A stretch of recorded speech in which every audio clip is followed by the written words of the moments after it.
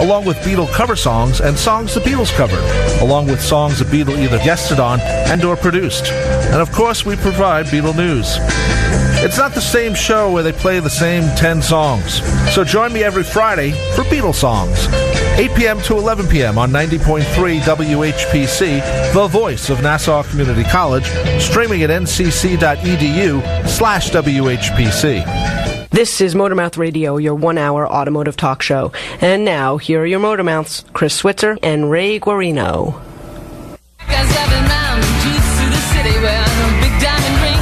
I guess Kim had you misrepresented when you walked in. You looked like the Swizz. Or I just played the wrong clip. That's more like it. That's exactly what happened in my cough syrup-induced haze. All weekends look alike. You know that. Yeah, I get some of us are shorter than others. That's about it. To some respect, yeah, you're right. That's exactly correct. That's okay. I mean, I could think of a lot worse people to be called than the Swizz. I agree. You know, he's definitely one of my heroes, especially when it comes to anything radio related. And I know he taught me a lot in the times that I sat here. And you and me both, my friend. You and me both. That right? Yes. Without him, we'd probably be doing a lot more babbling and drooling. Yeah, that's for sure.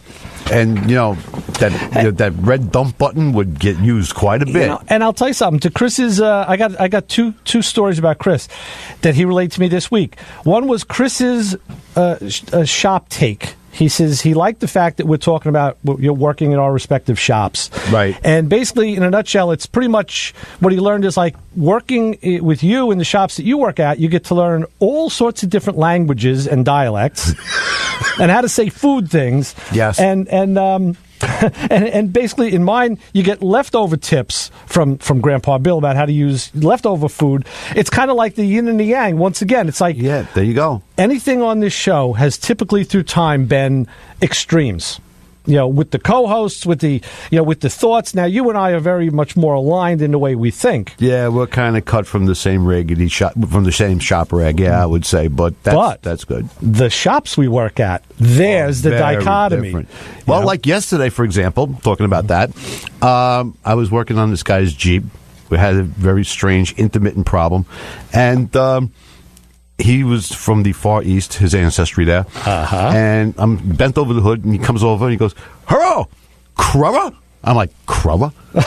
Crullers? And he's like, this Entenmann's Eclair. Oh, yeah. And I was like, okay, this is like white people's cannoli. Yeah, absolutely. Let's also go see if there's some cannolis on the line. We'll go hi and say hi on the Motormouths. Hey, it's Shane with Maxx Leverage. Hi, Shane. How you doing? This is, of course, like you just said, Shane from Maxx Leverage, the company that makes this really cool tool to aid in giving you leverage on a wrench. We talked about this a few weeks ago. Yeah. So, Shane, glad to have you on. Tell us about the product, how it came about, and why. Let her rip. Well, I was yanking an engine out of the truck, and there's Blair with me as well here. Blair? Online, we're shooting a series. Be coming out this fall, but basically, I was ripping an engine out of a truck about 6 years ago, and I didn't have a pipe that would work. So I got with one of my buddies, and we looked online to see if there was anything out there at the time that you could actually buy, because we actually worked on a lot of things back then, and there was nothing at the time.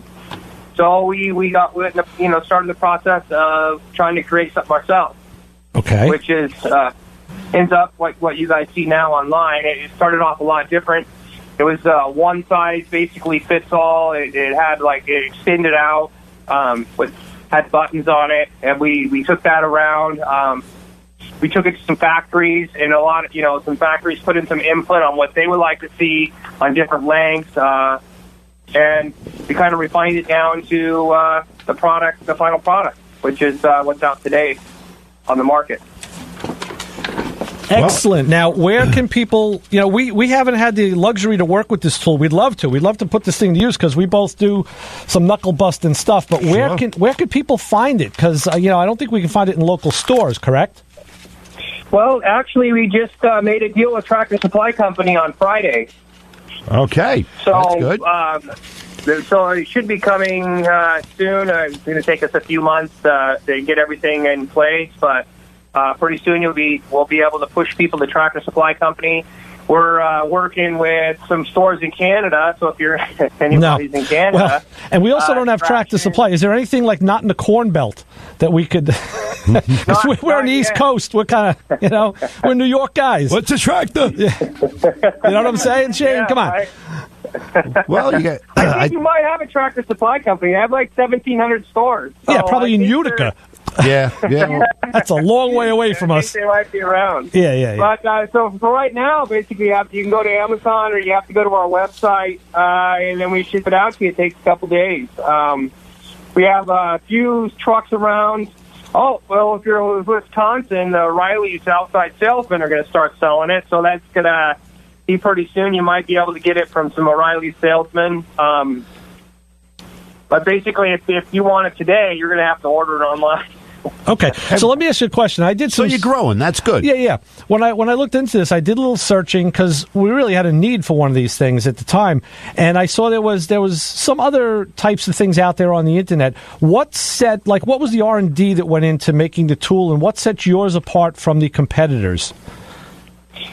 Well, when we started, we didn't have any competitors. Okay. But I've spent a lot of money on my branding. It's really changed. I don't even know if you could research it now online, but we used to be like a symbol with a muscle guy on it, and we've really evolved. Now we got our branding that we have now, but we've spent a lot of money and time creating a brand because if these competitors that you see now, one of them, it's kind of like a flat bar with like some side hooks on it. That's been patented back. Wow, it's been. We put our patent. We've done a lot of research back in the 90s, I think. Okay. But they've never done anything with it because if you don't have branding, you're not going to really get yourself out there. You have to. It's a lot more than you can just make a great product, but if you don't know how to promote it and brand it, then it's not going to go anywhere. Kind of like a radio show. Yeah, exactly. So, Shane, tell us, what would be a typical application for people who don't, because people who haven't seen this, they don't know. Just run down a scenario of when somebody may want to go over to their toolbox and say, hey, I need the Maxx Leverage tool. Well, at any time. You can tighten a bolt with it. You can, loosen a bolt.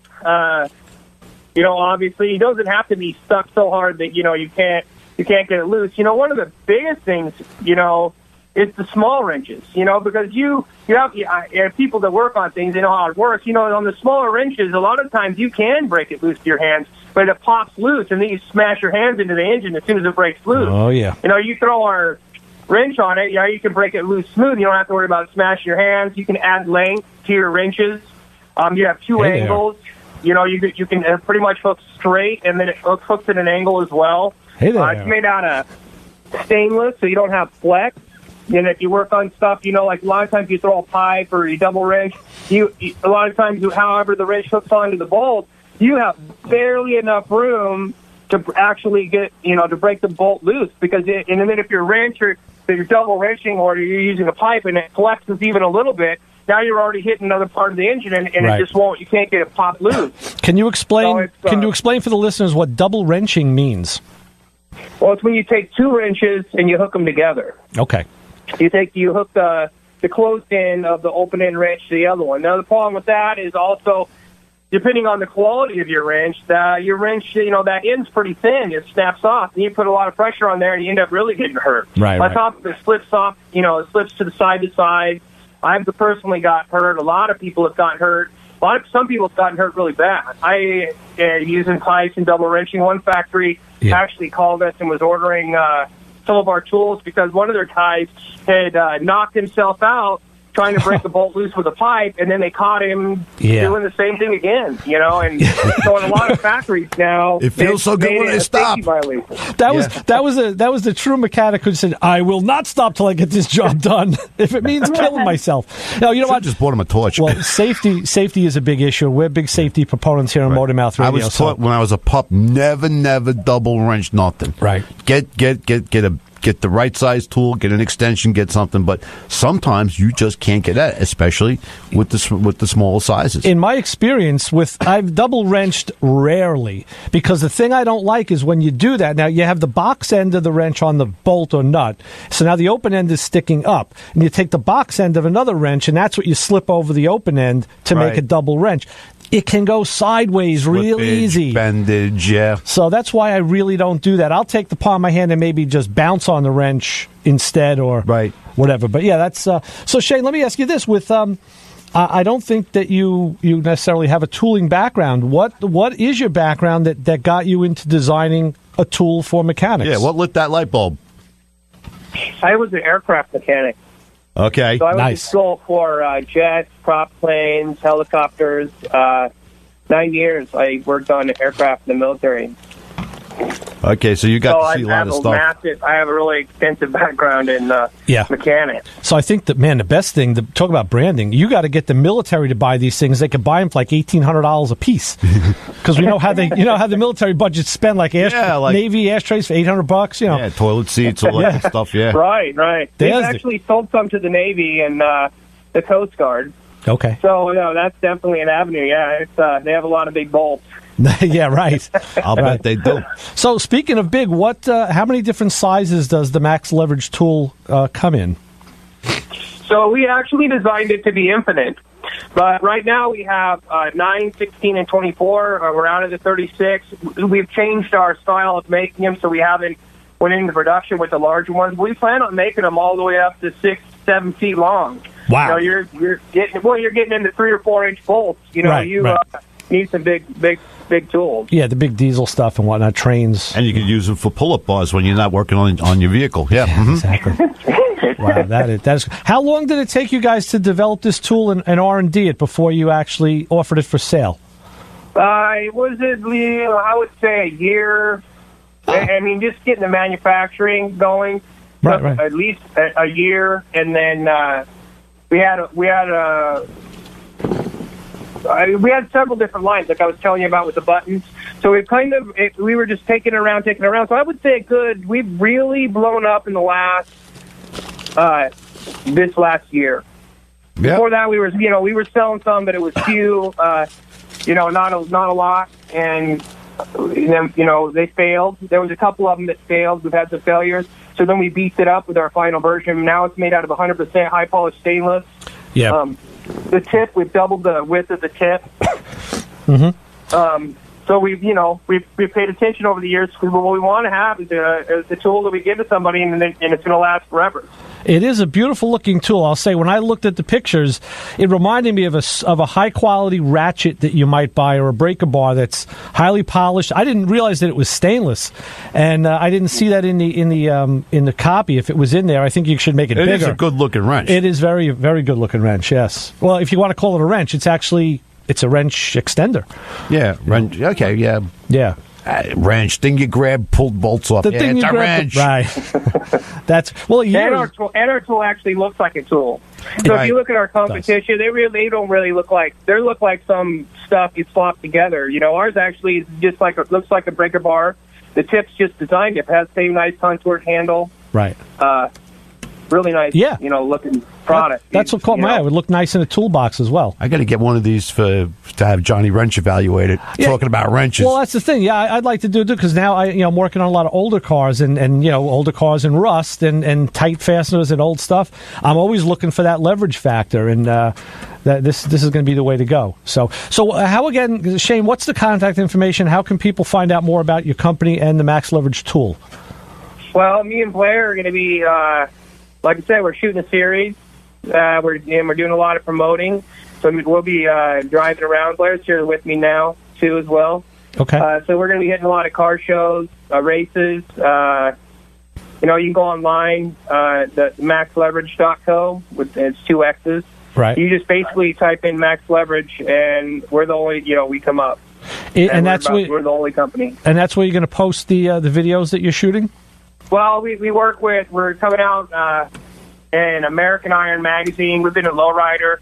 We've been in Rat Rod, so we can promote there. And then we're going to be putting it on YouTube, Facebook, Instagram. We work for some guys that have millions of followers on YouTube. They have their own like shows they put out. So we're going to be, I'm going to be working with them. I think I'm going to try to do some stuff with Gas Monkey Garage. Okay. And then cool. focus on